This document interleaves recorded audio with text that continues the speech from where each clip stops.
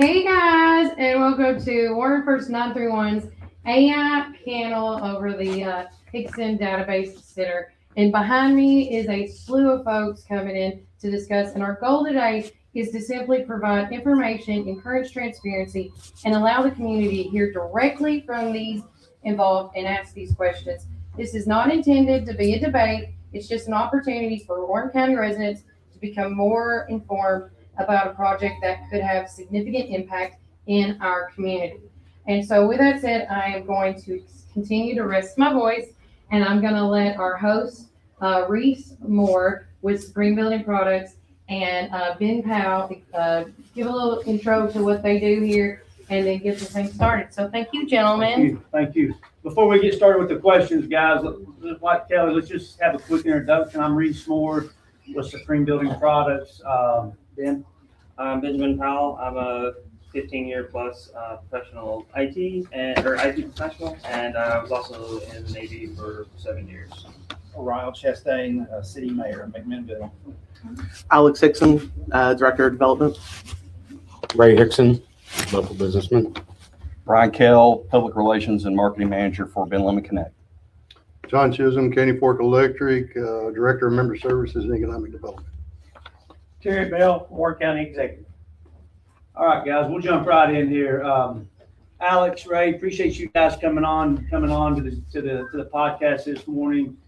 Just kind of give us a quick introduction of you all. You know, we've got a little time here. Just give us a quick introduction about you all, what this data center is going to be about. Okay.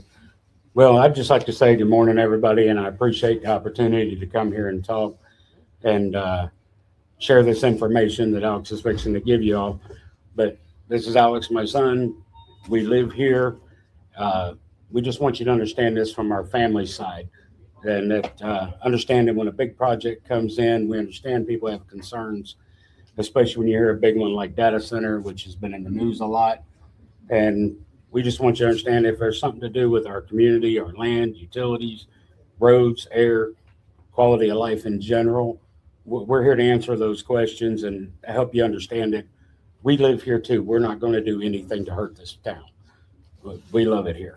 We love the people, and we are business-minded people, and we're going to automatically think toward the business environment. But we've tried to be fair, responsible, safe, and respectful in everything we do in any businesses we have. And we just think everybody should be that way. And unfortunately, it's not that way in our time. But we're not asking anybody to ignore any of these concerns. We're not asking for blind trust. We're asking for you to take the chance and listen and understand and ask any more questions that you need to understand it. And if something needs to be addressed, we'll address it, and we'll address it responsibly. At the end of the day, we care. And we're going to bring opportunity without damaging any of this place or the people of it. Okay? So thanks for listening. I'll hand it over to Alex, and he can give us some more information. Hello, everyone. I'm Alex Hickson. Like I previously stated, I'm the Director of Development. We've been working on this for a little over a year.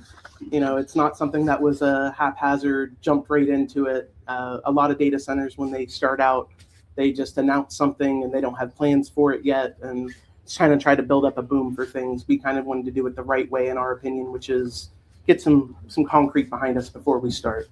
Let me go ahead and say why I think. So I'm just going to move on to what a data center really is.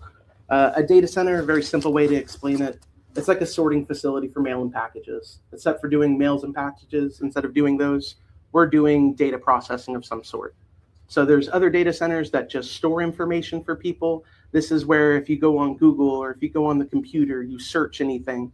If your phone does an autocorrect, if your emails do an autocorrect or grammar check, anything like that, it all gets processed through an AI center of some sort. And that's what our data center is. All right, so anytime anyone's using any of that stuff, it goes even into cloud software, businesses, research tools, research for colleges, anything like that, it pretty much runs through AI. It is heavily integrated into our society since about 2014. It has been on the uprise with it. Apple, I think, was the first one to start with it, with their autocorrect on their phones, and it's moved on through there. Our facility is designed as a high density AI and compute workload one. So it's going to be the one that handles all of that stuff. Like I said before, it's not for local file storage like some of the other data centers that you usually see that are smaller than these.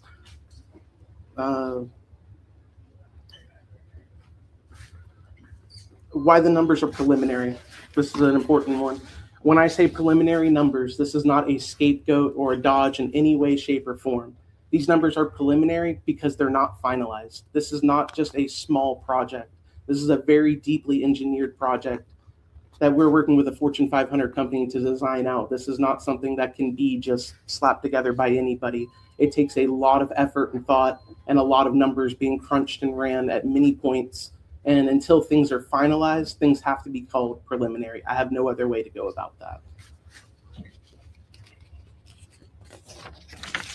So on to the little bit more details on our project. It's right now called the Hickson Data Center. It's 25 megawatts of IT load, which means they'll have 25 megawatts worth of processing power to handle all of this stuff. The current location is 191 Industrial Drive and Memorial Way Parkway. And it's not exactly on 191, but there is no actual address for the parcel that it's on. Okay, so it is not going to affect any of the current tenants that are in there. Habitat for Humanity and the other ones are not being evicted, moved out, relocated, or anything of the such. Current project timeframe is 2028, and that's subject to final approvals, financing, procurement, construction schedules, tenant requirements, and project schedules. Like I said, everything is very much dependent on multiple things. I can't give a definitive, January of some date or anything like that. Now, what the project is not. A lot of people are concerned that we are a hyperscaling data center. A hyperscaler data center is absolutely massive. In scale to what we have, it's like a 31st of it. Like it's 31 times larger for the ones that you see on the news that are doing all of different things to it and people get scared about. We're very small in it, and in all honesty, we're probably the smallest an AI data center would want to be. All right, so we're not an 800 megawatt one. We're not a 1,000 megawatt, otherwise known as a gigawatt, or a 2,000 megawatt. The 2 gigawatt facilities, the massive ones you see taking up 1,500, 2,000 acres and changing landscapes. Ours is much smaller. I'm not here to attack other data center projects in any way. I just want to be very clear that ours is different. We have a green-focused design approach. All right, I'm not going to say it has zero any impact. Any real project will have impacts, and those will be reviewed, engineered, permitted, and managed. When I say the project is being developed with a green-focused design, the current concept uses an off-grid island power, which means we do not connect to TVA's power at all. We are completely behind the meter. We will not pull from them. It is not something that's going to affect anyone's electric pay rates from our end. We should not have any impact on that. All right, we have closed. Oh, sorry. We just need to stay on schedule. If you can. All these questions, Alex, we're gonna, a lot of this, and we're gonna give you time. We just want to stay on schedule, but a lot of these questions. Are just Oh, I'm sorry. I thought I had 10 minutes here. I didn't mean to. Do what? Yeah. Okay. Yeah. It's a closed loop cooling. It's got conservative water use, low local emissions technology, and a site-specific industrial layout. It's designed to reduce the impacts on our local water, wildlife, nurseries, neighboring residents, and surrounding businesses. Once again, we're not claiming no environmental impact, but we are saying that we're trying to do it the most efficient and safe way possible. All right, now to the fun part, or the good news, I should say, is what people should be hoping for out of this and why we actually started this. And it's the jobs. We're talking 23 long-term operating jobs and security positions. All right, now this is preliminary numbers. Like I was saying, these can change, but these are not just small paying jobs. The payroll annually for this, we're estimating, is around 2.1 million a year. Okay, for 23 jobs, that's a pretty big jump for some people. The public revenue and budget context, preliminary numbers and pre-abatement, but City of McMinnville, we're looking at roughly 2.9 million per year. Warren County, 2.6 million per year. State of Tennessee, at least 1 million per year. And like I said, these are before pilot and tax abatements and final incentive structures.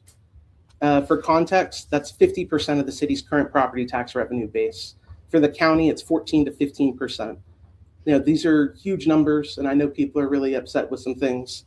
So we really want this to be something good for the county. So I'll wrap this up with, nothing's final. we're really trying to work with people on this and let the preliminary numbers be out there so we can dispel some of the fears and understand that, we're here to talk with people. If you have questions, just ask. Thank you, Alex. All right. So first question for both of you: why an AI data center and why here?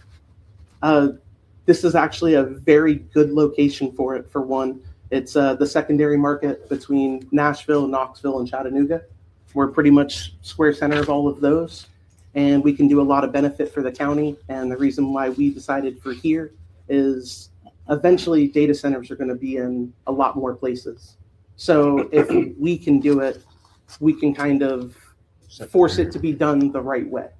No corners being cut, not just going with gas turbines like other ones that, pollute some things like that. We wanted to go with the most efficient ways possible to do the best for the ecology around here. And if I might add, with the benefit of Ben Lomond being right here in their hub, it really makes the latency rates, which are how fast the speed processes, and you don't sit and wait on that spinning dial when you ask a question.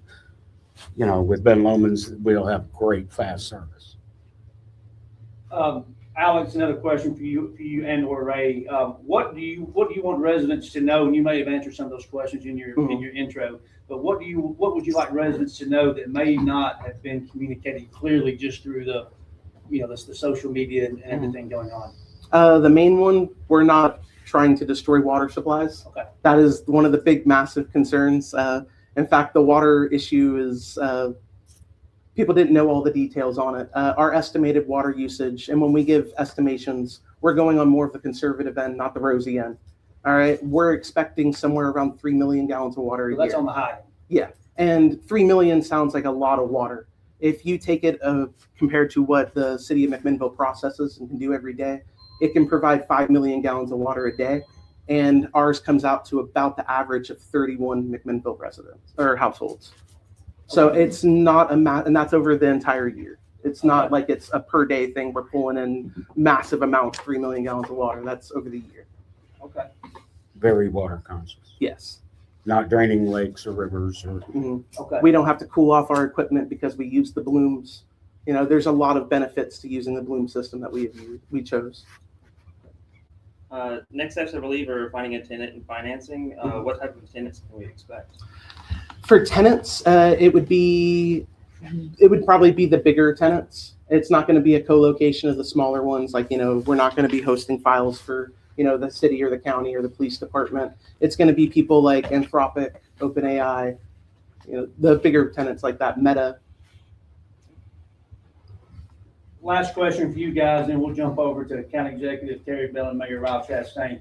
If this project moves forward, what commitments are you guys wanting to make to the community? What do you mean? Well, I guess jobs. I guess Yeah. you've already, Yeah. already answered that. 23 jobs. 23 long-term jobs. high-paying jobs that, Okay. long-term ones. They're not just going away. We have lots of temporary construction jobs when it's being built. Yeah, And there'll be then- hundreds of construction jobs. And this is not just a, small budget increase for, property tax. This is a big thing. And I know a lot of people from me personally, when I'm in the local offices and stuff like that, when I was getting some records on our property, I was in there 3 or 4 different days. Every day there was someone mad about their property rates. This is something that could help that. A quick add-on to that, Alex. You did mention that there are going to be some environmental impacts, and you want to try to have very little. Do you know what kind of environmental impacts may or may not take place if this project moves forward? Environmental impacts, there's, like I said, the water one. We're not trying to downplay that. It is 3 million gallons of water a year we'll use. It's not being discharged back into the local water system. The glycol loops that people are worried about, it's essentially kind of like an antifreeze. It's not cheap. We wouldn't want to dump it out and lose it by any means. It gets recycled if it can be, and then if it ever does have to be disposed, there has to be proper logs of it. It has to be traced, and it has to be taken through a chemical disposition company. Okay. So, like, the contamination to the water grid should be non-existent, really. I can't say 100% there will never ever be a small issue of some sort somewhere, but design-wise, it should not be a contaminated Noise issue. pollution. Noise pollution, that one's a little bit different because that depends on topography, layouts, and things like that. Based off of our preliminary ones, it's kind of unfair to go off decibels because decibels, to be completely honest, will downplay low tone effects. But the way it's currently designed, I think it's going to be roughly 50 decibels at the closest source to anybody. The nearest neighbor. Yeah, to our nearest neighbors. And then that's only for like the first immediate two. After that, it drops again a pretty drastic amount. And for the low hums that people are concerned of, that's also going to be very different because that's based off transformers and other things. And those compound in very large data centers. Ours is a much smaller scale, like I said before. It should be a whole lot lower. I don't have exact numbers on the low hum because that depends on octaves. And until we get our exact preliminary or our exact equipment that we're using for transformers, it will affect that. Thank you. All right. This question is for Mayor Ralph Chastain and Terry Bell. For residents who may just be hearing about this project, what has been submitted to the city and county, and what decisions, if any, have been made? As far as the city goes, there has been nothing submitted in an official capacity. I do understand that the Hicksons were invited to City Hall last week by Mr. Nolan Mean to have a discussion with them, as well as Sean Garrett, who is our Community Development Director. And there was just an opportunity for the Hicksons to provide just a very high-level overview of their project proposal. At that point in time, there were no decisions or agreements or anything made like that. That's been a word that's been on social media and circulated throughout the community. Those two individuals do not have the unilateral authority to make any decisions like that. When a proposed project, anything of this magnitude, needs to come before the city, there's a very extensive process. They have to submit proposals to community development. It has to go through codes review, the planning commission. There has to be public hearings and input from the community, and none of that has happened or transpired at this point. So I'll let Mr. Bell expound upon anything that may be going on within the county government. Of course, Mr. Hickson did come in just a couple of weeks ago and inform me on the same thing he's telling the people here today. And I want the public out there to know one thing: the county has no jurisdiction over this project inside the city limits. Regardless of what happens out in the county, anything we done would not affect this project at all because the city has total control. We do not have control over Caney Ford. We don't have control over Ben Lomond or the water infrastructure on this project here. And so that, as far as the county, there's been nothing submitted to the county because they will not be, even when this project goes forward. Now, the county commissioners are really concerned, and we're having a meeting tomorrow night at 5 o'clock in the administrative building because of the possibility right now the county does not have County Powers Act or zoning, either one, to control any of these large facilities going in the county. So the county wants to be proactive and try to come up with something to do. It's harder for the counties to do than it is the cities. They have a lot more lenience than the county does. So we can, because I work for the taxpayers of Warren County. And so we want to protect our residents here. So that's the situation the county's in. One follow-up question for you, Mr. Bell. If the city does enact a moratorium, do you think the county's prepared to do that as well? The problem with the county and doing a moratorium, it takes a legislative body to actually do the moratorium, and I'm still checking on that ability. We may have some capability actually doing that, but I just got to talking on this Friday, and we'll know more by tomorrow afternoon at our meeting where we would be able to do anything or not. And that would be up to all 24 county commissioners because I technically do not have that authority myself. Thank you. Mayor Chastain, one question, a follow-up question that I have, sir.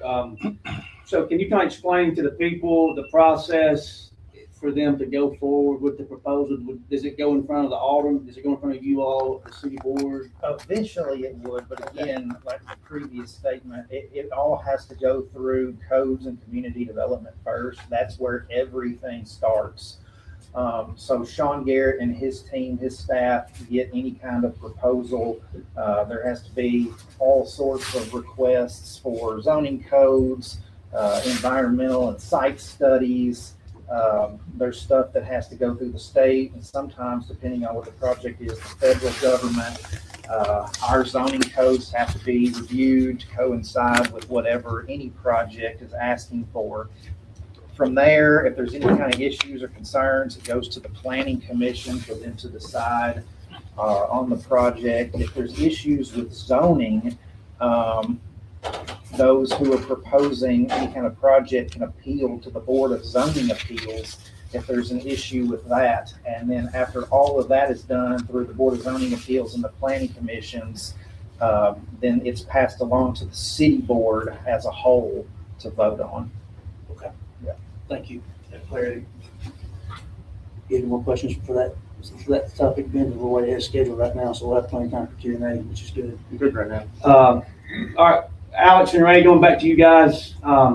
If this project ultimately comes to Warren County, what are the biggest benefits that you believe our community could see over the next 5 to 10 years? I would say definitely the increased revenue that we have coming in. It could help out a lot of things. I know there are a lot of projects in the city and the county that people want done, but we don't have the current funding for.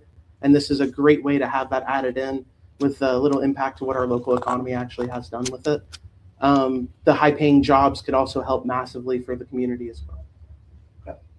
Do you see any benefits or negative detriments, maybe, I guess maybe to the neighboring people that they could be impacted locally from a residential standpoint? Until the final studies are officially finished, we've done everything we can to mitigate as much as possible of it. In fact, the layout and the placement of the equipment, the orientation of it, things like that have been done with the neighbors and community in mind.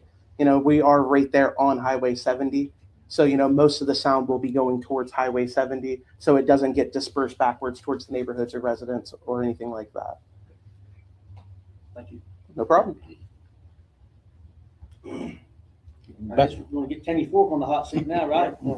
Echoing for Kenny Fork. One of the biggest concerns we've received is electricity usage. We know the facility plans on using Bloom energy servers. What are your concerns, and how could this project impact local customers? Well, there again, we are the county provider, not the city provider. So you would need to talk with Mammoth Electric as far as that concern would go. Caney Fork is a nonprofit utility provider. So we take more concern with our membership as a whole. A lot of the concern we hear is this will cause our rates to go up and we'll be paying higher rates. What you see a lot of that on is the data centers that are in for-profit utility companies like in Virginia and Texas. They're taking care of their shareholders. We are more concerned with our members. So any type of a project like that would come in, we would probably require them to upfront their costs. So that is an impact onto our membership. So, I can speak on behalf of Mammoth Electric if you'd like. Thank you. I've spoken with their CEO, who's gotten some information from their chief engineer. And I want to preface by saying this is not me being for or against it. This is just relaying information from Mammoth Electric and the utility, and that they don't have 25 megawatts of power to help supply this proposed project. Now, they have stated that they would be basically on a power island providing their own with that. But again, at this point, there's been no information exchange between the Hicksons and McMinnville Electric recently. But again, we don't have the power, the capacity within McMinnville Electric to feed a project like this and continue to feed all the other residential and commercial entities that are in town currently on their service. Are you guys aware of that, Alex and Ray? Oh, yes, Okay, yes, so you I've all actually- talked to McMinnville Electric. Yeah, we talked to them about a year and 2 months ago when we first started about everything, and they made it very clear that they will not be providing any power to this project. They will not be able to, and they do not want to. So it is not going to happen. It is not, any electric rates should not be raised because of us. Okay. Can you mentioned it earlier, and Ben just asked a question as well. Can you kind of expound upon, for my ignorance as well as anybody else that may not know, what the Bloom is, the Bloom Energy Server? They are one of the coolest things that in technology for a long time. They've actually been around for a very long time. Let's see if I can About find it. 70 years now. Yeah, and it's called a solid oxide fuel cell. Okay, that's SOF. Yeah, that's what SOFC stands. It's a solid oxide fuel cell. And the way it works is it takes natural gas, it heats it up, and the heat that it creates turns it into energy, and it pulls the heat out of it. And that's what makes everything power. So it's a much cleaner power source than, say, an engine or a turbine with all the combustion and things like that. Ours has no combustion to it. Like vinegar and baking soda, essentially, the fuzzy reaction type thing. Anything else you want to add, Ben, in that area? There's lots of information on SOFCs on the internet that you can find, and it will explain it in great detail about how safe it is and the most effective. It's not like any kind of a regular generator, like you said, that's a combustion engine or anything like that. So I do like the fact that it's not combustion, but I think some of the concerns are still that it produces heat and the amount of CO2 it still produces. Yes. Even though the amount of CO2 is equivalent to the average for our area in energy production, it's still a massive increase of CO2 in a small town. Yeah, it is definitely an increase to CO2. Like I said, we're not trying to debate that. Like, we agree it is. But like you said, it is comparable to what the TVA has. On the best case scenario, we're about 5% less than what the TVA produces on average. And on the worst case scenario, we're about, I think, 14% over it. But when that counts into effect that the TVA has a lot of hydroelectric dams and complete green sources, essentially, we're actually really strong in the CO2 department for not generating massive amounts. And then when you also pair that with CO2 disperses higher in the atmosphere, it's not more of a concern to local residents as it is on the whole. not to mention one other very important fact, because we're the nurseries, they live on CO2. That is what feeds our trees and plants.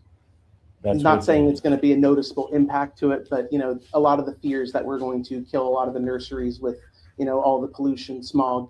The blooms do not produce massive amounts of smog, pollution, acid rain, things like that. There should be no noticeable difference to the air quality around the area, anything like that. And then when you mentioned the heat aspect of it, the heat disperses up high, and it should never really have a heat impact around us that you can feel. We're not dispersing it into the ground. It's not going into the water supply. It's not going to harm the fish population. It's not going to harm anything local from that aspect, according to our designs.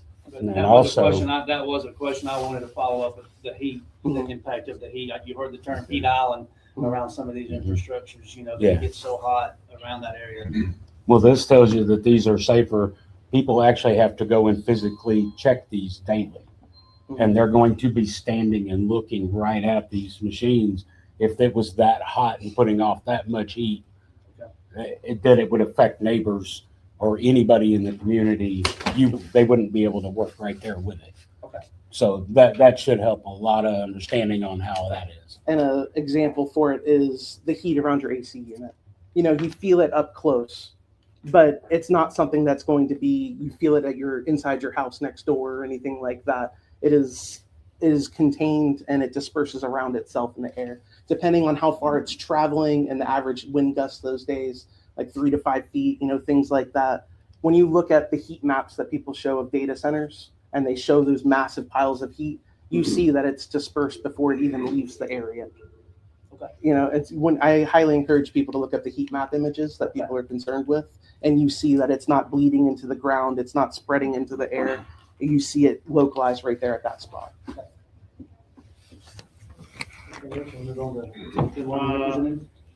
So I believe one of the concerns with the heat, one of the concerns with the heat has been due to a recent study/research paper that was produced where they use satellites to monitor heat from data centers across the globe and the impact they had in the local area.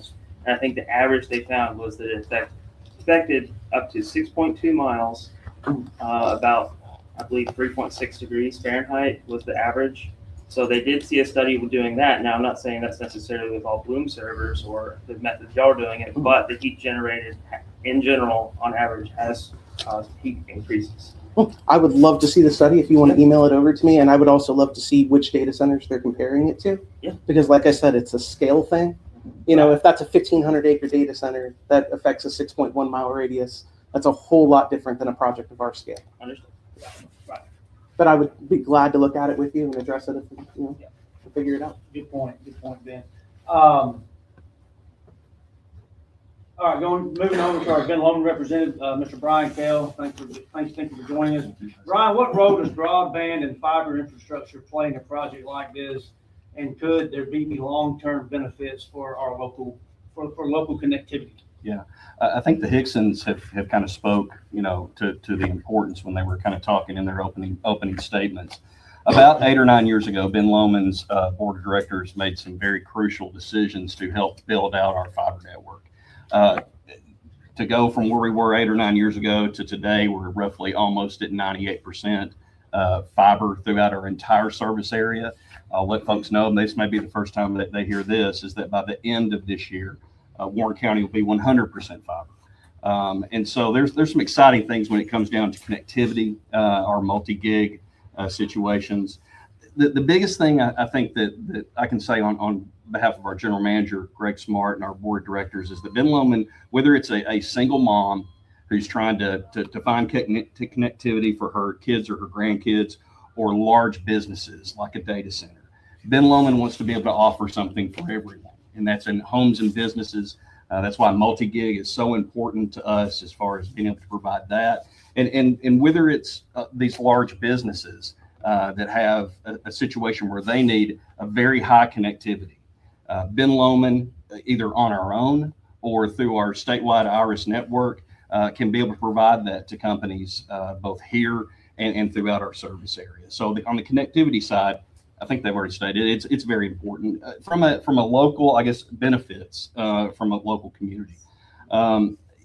I think that it's safe to say is that throughout our nation, the more data centers there are, no one likes to feel like they're struggling to be able to upload something or to be able to get on a website. So I think you're looking at it more as far as the country as a whole when it comes down to data centers.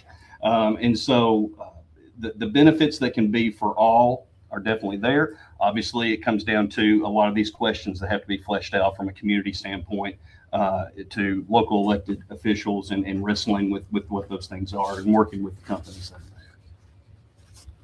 Thank you, Brian. Do we have Deshelle and Kia here? She's on. Okay. Kai Sage is on. Okay. Yeah, she'll hear you. You've both heard concerns from residents. What are the questions and concerns you're hearing most often from the public?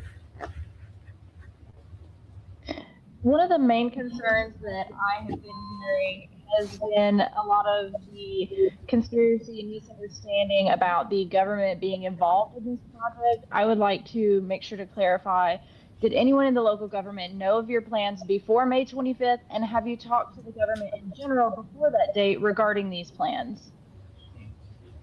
I'm sorry, I had a really hard time hearing Say that. that one more time. I apologize. And know about if government involvement. Yes, government involvement has been a large concern. I wanted to clear that misconception. Trying to remember what day that was. Yeah. May 25th was last Monday. When I had the meeting with Nolan Ming and Sean Garrett was the first time the city knew anything about this. When I spoke with Ben Loman about, I want to say 11 months ago, and made sure that they were going to be able to handle this kind of a capacity for it. MES, I talked with, like I said, it was like 13 months ago, roughly, when we first started it. Trying to think of any other. Yeah, we really had not pursued any government No. authorization. I did talk with Mr. Bell shorthand, got him a very brief one before that slightly. I don't remember the exact date for it, but I did speak with him very briefly on it one day. And other than that, no, because this is something that, when you start talking a project this big, like I was saying before, the last thing I wanted to do was get people's hopes up for something like this. And I know that seems counterintuitive to what some people believe, but with the amount of money that this is going to be bringing in for the city and county, if it gets finished, it is a massive, massive benefit.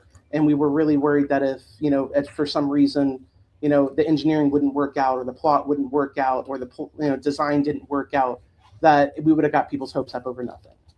So no one had been talked to yet, because you kind of need a plan before you just go tell people I'm going to do this for them. Absolutely. So, some other concerns that I'm seeing from citizens are things like, of course, the estimated green usage, which would be things like, are you aware of the Bloom Energy Corp lawsuit settlement regarding the what ruled neither profitable nor clean technology, excuse me, saying that these fuel cells are inefficient at what they do and are not enough to provide what they estimate that they provide. And if you end up having issues with this, if Bloom Energy Corp were to shut down or you were to have problems with this, what is your backup plan for providing energy? All right. If I'm remembering correctly, the court case that you're looking at right now is a person who had a massive short on the stock, and he published a hit piece on the company essentially, and that's also going through another court body right now because of it. So, but when you look at the efficiency rates of the Blooms, they are extremely efficient compared to other systems on the market. Bloom is just the first, not the first, they're the most widely commercial and publicly known version of it. There are other versions of SOFCs that we could use. And if I remember right, the main concern that they had was that instead of it being roughly a 51% efficiency, if I remember right, it was coming in less than that by 1% or 2%. That was in the court documents, but I'm not 100% sure. It's been a while since I read on it. Before we considered using them, we looked into the company, and most all of the lawsuits were something that were dismissed or something that doesn't have anything to apply to us and our company. All right. Does that answer all your questions for that? Not quite. I have about 2 more. So what are the operation incentives that you have to ensure accountability on the follow through of your statements, such as hiring 25 specifically McMillions for this permanent jobs that are going to be available after it is built? Well, I didn't specify it would be 25. It was 23 is what we're preliminary estimating. Roughly. Like I said, it's preliminary, so it can't be locked in stone. And that it's McMillions, that I can't guarantee. You can't guarantee that we have 23 McMinnville residents that have the job qualifications for this. And I am also not allowed to guarantee who's going to be hired for this, because we're not the ones who actually hire this. It's going to be the tenant. We can't control who they're hiring from. But we have had talks internally about things, and that we are trying to push the tenants to hire locally here for it, especially for the security positions. You know, our security positions are very high paid compared to regular security, and we were hoping that we could convince some of the local law enforcement or anything like that, if they're wanting to retire, to have a nice supplemental income for the future, and they could work at a data center for it. Okay. Last question. Do you realize the precedent that this sets for other larger AI data centers to be built here locally, regardless of whether yours is clean energy or not, or as green as possible? This does set a precedent for larger unclean facilities to be built. I understand that concern completely, and I would like to state that, like I said before, this is probably the smallest AI data center that anyone would want to build. All right, especially considering we're a secondary market, questionably a tertiary market. This is not something that's, if somebody wanted to build another one, the precedent is set. From a business decision, it would be like trying to cram another massive business or even larger that's already going to be taking up all of the use in this area, essentially. It would just be a really bad business decision in the current market. You know, maybe 15, 20 years down the line, I'll be completely honest, that might be something, because with the way stuff is expanding. But for now, this handles any of the immediate and future needs that I could imagine for it. And I can add to that just a little bit. Middle Tennessee Natural Gas doesn't have any extra gas in this area. They're making sure they have enough for all the customers that need it for households and regular businesses, and there won't be enough for any other data centers. So the only other way they could put another one here is to go through the TVA, and the TVA is estimating 8 years minimum to even run them a new transmission line. So you're looking at least 8 years if they started today asking for it, which they would already have to have all the information down pat, which takes a year to 2 years minimum. So there's just, the chances of that happening are very slim to none. Plus somebody would have to be willing to give up their land for it.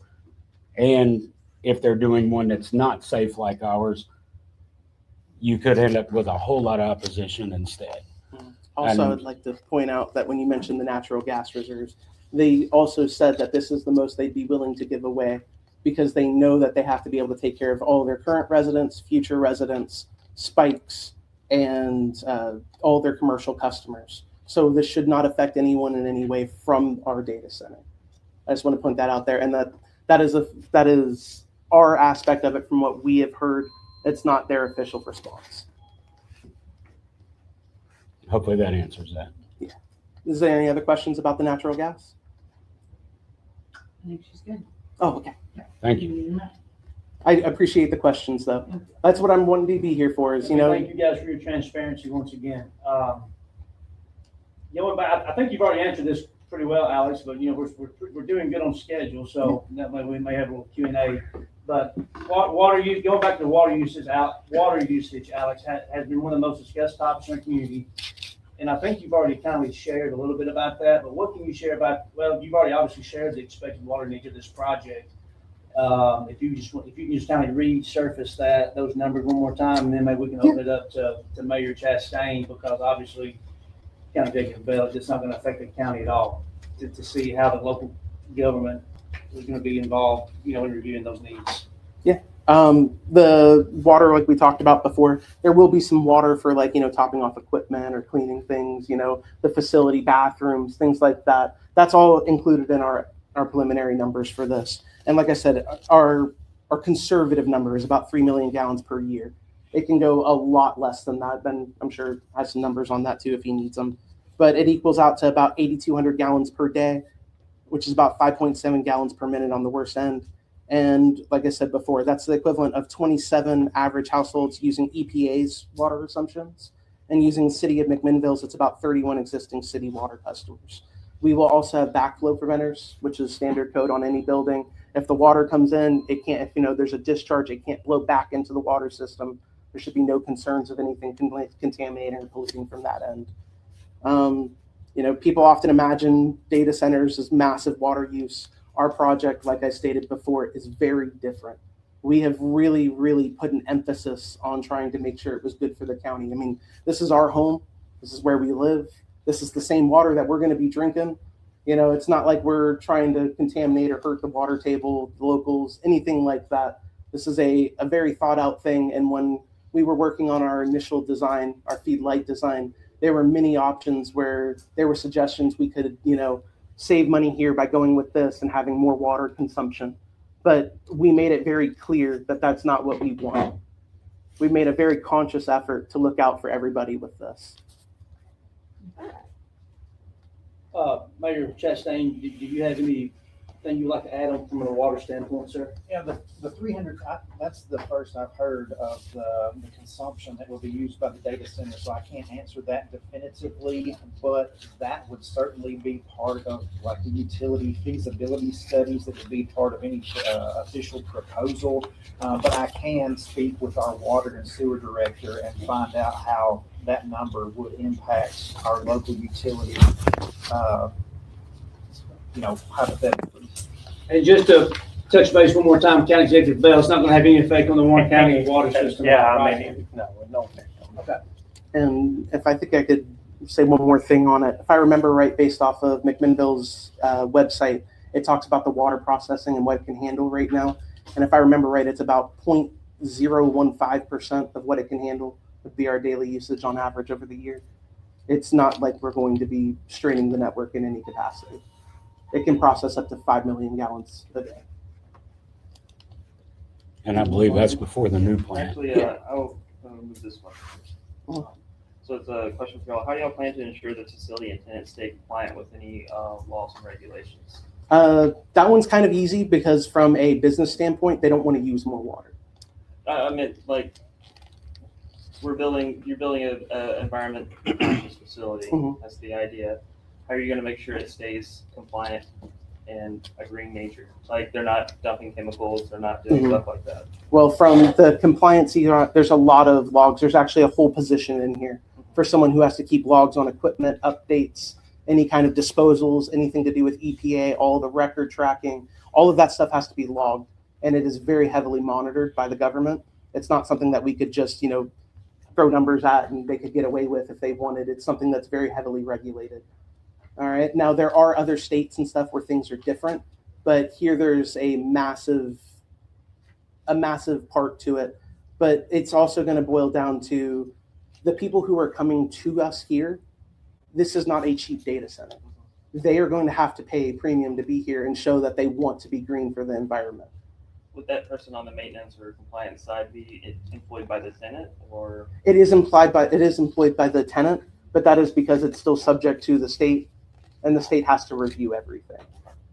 I mean, the state's not going to pay to do all the tests and stuff. That's not the way typical business works. My concern is some corporations such as like Boeing had their own employees that were a part of the compliance side, and that's why they ran into some of the issues they did, because they didn't have government officials doing the compliance. They had their own employees doing it. And that's where the government officials should have been paying more attention in those situations. Yeah. I can't guarantee anything like that. But what I can say is when it comes down to disposal of chemicals and stuff, there should be very few chemicals on the whole site, period. The glycol is the main one, the glycol loops. And like I said, they don't want to waste that. They want to recycle it when they can. And if they ever go to dispose of it, if they're buying more, it shows. Like septic companies, for example, they have to log where their stuff is, and if they're going on calls and if things don't match up in the numbers, the state notices things very quickly. Thank you. No problem. Let's move on. We've got about 5 more minutes, I think, guys, maybe 8. We could stay longer if needed, by the way, just putting that out there. And once again, County Executive Bell is probably not going to affect you. It's not going to affect the county from an economic standpoint. So I don't really think there's no sense in touching on that, is there?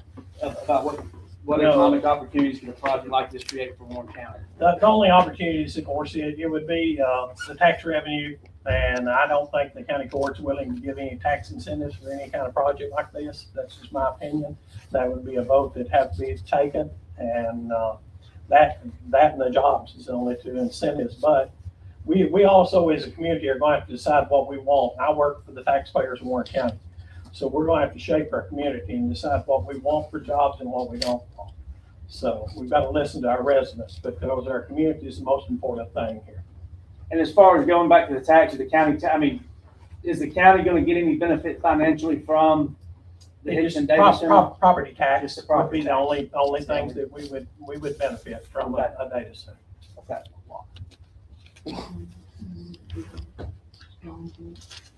May I ask if you oppose the 12-month moratorium that's being proposed? Do what? Do you? Do you oppose Do the you oppose the 12-month moratorium? I have a harder problem putting a moratorium in, because the county no, I don't oppose it, because we need to protect our residents. The problem we've got out in the county, if this was located some areas out in the county, we don't have the road infrastructure, we don't have the water capability, we don't have the electricity, and we use volunteer fire departments to serve our rural areas.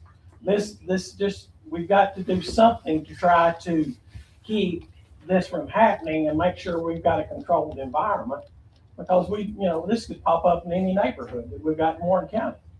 So I don't have a problem with that. I just want the public to understand the county does not have power to place moratoriums like the city does. The city has planning and zoning.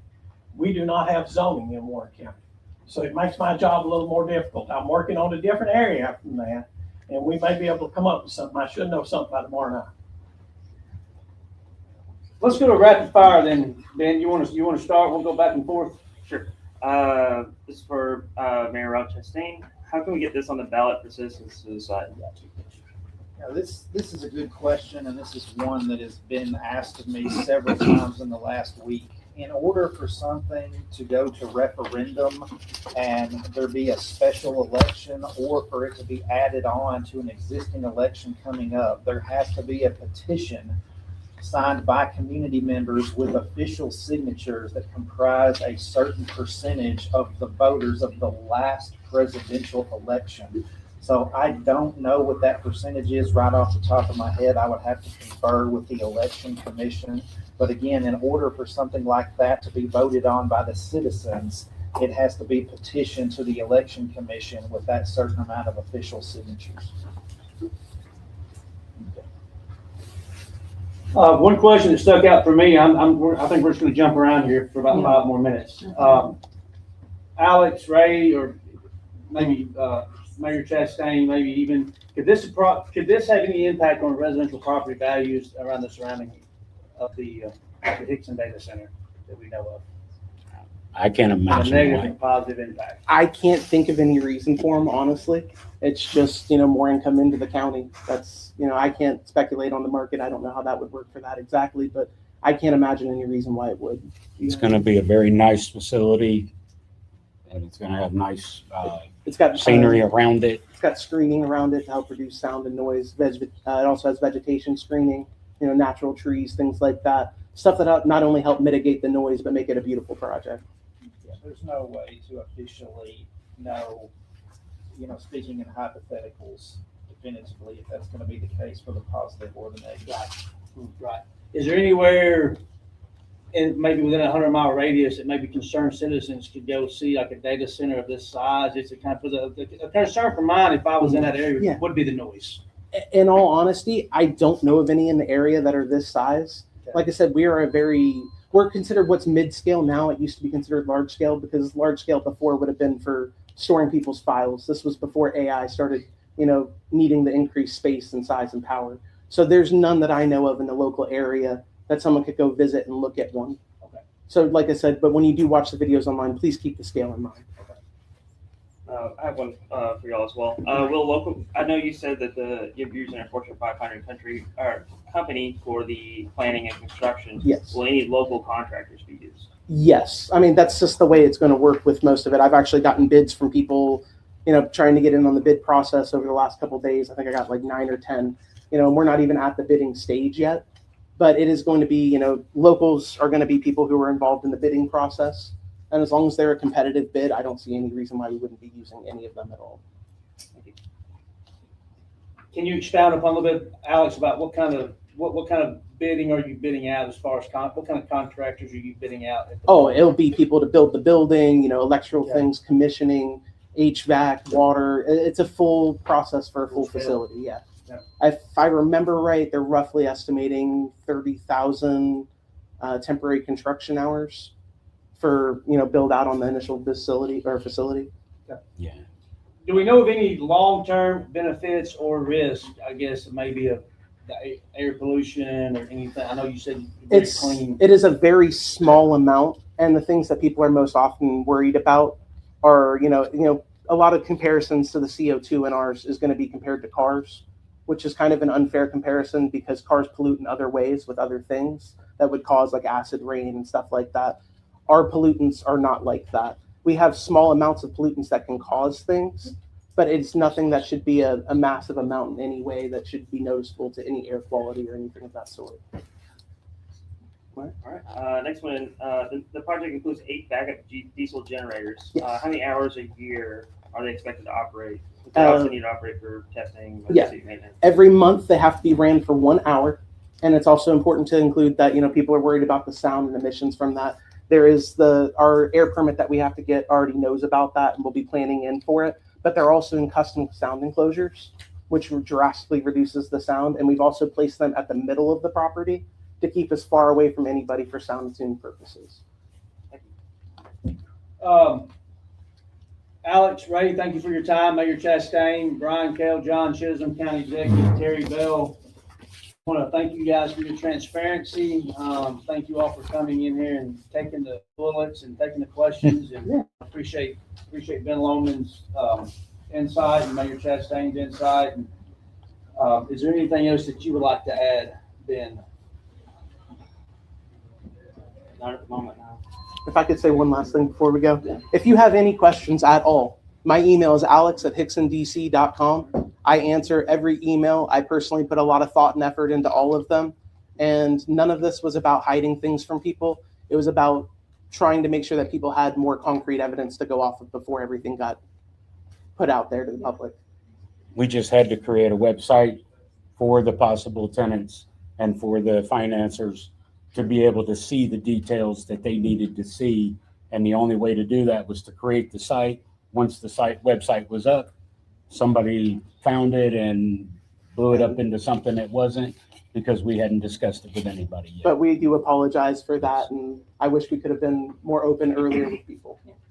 So with that said, in 30 seconds or less, each of this is for everybody. We'll start with Terry and just go down the gamut. In 30 seconds or less, what's one thing you hope residents take away from today's discussion? Well, I hope they really look into the data centers, because when I was approached with this, I don't even know anything that much about data centers, and everybody needs to understand that we are using data. But that doesn't mean they have to be in Warren County. So I hope everybody does the research and we do the right thing for Warren County. There again, on County Fork's behalf, we're going to take care of our membership. We're going to make sure that anything that needs to be done for these would be upfront cost by that company and not passed on to our membership. They wouldn't necessarily take the brunt of that. We would also make sure that our infrastructure could handle the situation before we'd even consider something like that. We're here to provide connectivity to all Warren Countyans and obviously those within our service area, but just like everyone else here, we live in this community. And so, when it comes down to the members of our cooperative, when it comes down to our employees, quality of life and what goes into making that quality of life the best way possible is so important outside of connectivity. Appreciate the time and also the fact of everybody diving in and asking questions about a very important topic. Right? Yes. We are just really excited to offer this for our citizens. This is not a bad thing. It's going to come whether we want it or not eventually. Even if it's slightly outside this area or slightly outside that area, people use this every day and it gets incorporated more and more. We just want to be there to make sure that it's done responsibly. I would just like to say that just because we are off the grid does not mean we're unregulated. Just because we're not touching the TVA's power does not mean we are unregulated or unsafe. We have all the same kind of checks that have to be done and performed by anybody. And we're going to follow every compliance, and we are as safe as possible for everything. I just want to let everyone in the community, both the city and the county, know that the city is committed to hearing your questions and concerns and making sure everything is done above board the right way within the confines of the law. And Ben and Reese, any final thoughts for you guys? Mine would be that, I appreciate the effort y'all put into this to make this a so-called green facility and reduce a lot of the concerns. Some of my concerns, and I think concerns of other people, would be not necessarily, at the end of the day, the company supplying the resources and services for this. At the end of the day, they're the sales teams that's pitching these ideas. And are they being 100% truthful? And will there be any long-term impacts that are unforeseen? Thank you very much. Maurice? I want to thank everyone here for being here one last time. And if you could see, if the people that are not the people that are watching, we've got a good crowd here of concerned citizens. Everyone on this panel is born and raised in McMinnville, Warren County. So much like County Executive Bell, do your research on a data center, what it is, what it's about. Do your research on that. Mayor Chastain's hosting a meeting Wednesday, so Kelly will have the meetings posted. I believe there's a meeting tomorrow night of some sort, and then there's a meeting at the Park Theater on Wednesday night. So just do your research. If you are concerned, come to the meetings, voice your opinion. Hear what what they have to say, and just voice your opinion as a concerned citizen. And before, is it City Hall or is that Park Theater? So the meeting this week that I called, the summons will be going out to all the other aldermen as well as the news media here in just a little while. It will unfortunately have to be at City Hall this week. They are doing construction at the Park Theater all week on a new lighting and sound system, and on such short notice, we didn't have anywhere to put anybody. And then it's also been asked, is this meeting in place of or in addition to the June 9th meeting? And it just depends on the outcome of the meeting that is on Wednesday this week. If the moratorium passes, there likely is not going to be a need to discuss that on next week's regular agenda. So again, it just depends on the outcome of Wednesday's meeting. And then Kai, I know you what's your final thoughts? My final thoughts are that I would just like to emphasize this causes precedent for other larger AI data centers to be built here. If we do not get a 12-month moratorium to start looking at new zoning laws within the city and looking at any other possible avenues with the county commissioners for the Warren County area as well. And I would also like to emphasize that as the technology advances, it tends to get smaller, and we do not need as many data centers. And we definitely don't, the citizens don't seem to really want one here, and we can still use AI without having one located within Warren County. All right. Thank you, Kai. Again, I just want, as we wrap up today's discussion, I want to thank everyone again for being here, whether it was in person, watched online, or submitted questions and participated in this important conversation. Our goal today was to provide information, encourage transparency, and to create an opportunity for respectful dialogue about an issue that could potentially impact the future of Warren County. Now, if there were any questions that we're unable to get during today, I will work on forwarding these questions to the appropriate individuals, whether they're on the stage or not. And we're going to get all these compiled Q&As, because there was a lot that was during the feed and also on the sheet that we didn't get to. There was a ton, guys. And first and foremost, hand clap to that, because this is a very concerning topic. Also, too, Wendy Sneed also wrote a thing, which I'm going to say that right quick, because I know we're almost got to get going. And if you need to leave to go to your meeting, you can. Okay. But I do want to say thanks again for all the panelists, the community leaders, the residents that took part in this discussion today. And so going to the email right quick, and I do apologize because as I'm like going through this and then some, I just lost it. I do apologize. I have someone. There we go. Okay. So below are a few bullet points from the perspective of the IDB board of McMinnville here in Warren County. She said the IDB has not been involved with discussions nor development of this project. The data center, AI, crypto are not a target sector within the IDB's requirement strategy. The IDB's main mission is to recruitment of high-paying jobs to the community with a focus in manufacturing. When the community is approached by any prospect, whether that's manufacturing, logistics, agricultural, technology, or otherwise, the IDB evaluates the same common factors: jobs created, wages of the jobs created, capital, investment, infrastructure, demands, utility usage, and so forth. So again, if there was any question that was not asked today, I promise you guys, we're going to get them to the best that we can. I'm going to give them to Alex, Ray, Ben Loman, anybody, MES and all that in a row. But with that said, I hope everybody has a great day. Remember, there's a meeting going on tomorrow night with the county. What, you want to pitch that one more time, Terry? Yeah, at the Magnolia Road, 5 o'clock. 5 o'clock. And then on Wednesday night, it's going to be Mayor Ron Chastain and the City Board and Aldermen at 6 p.m. at City Hall.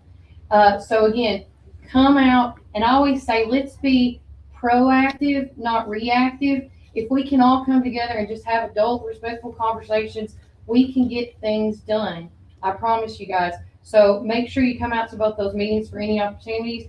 And if you want to be a part of our email list of all these Q&A questions go out to, message us on Facebook or warrenfirst931@gmail.com to let us know you want to be a part of that list. But remember, Warren County, you can either be a blessing or a curse. Now, all right, guys, just one finger, just the index, just hold it out for me. Yeah, John's like, I can't believe. And remember, Warren County, keep it first.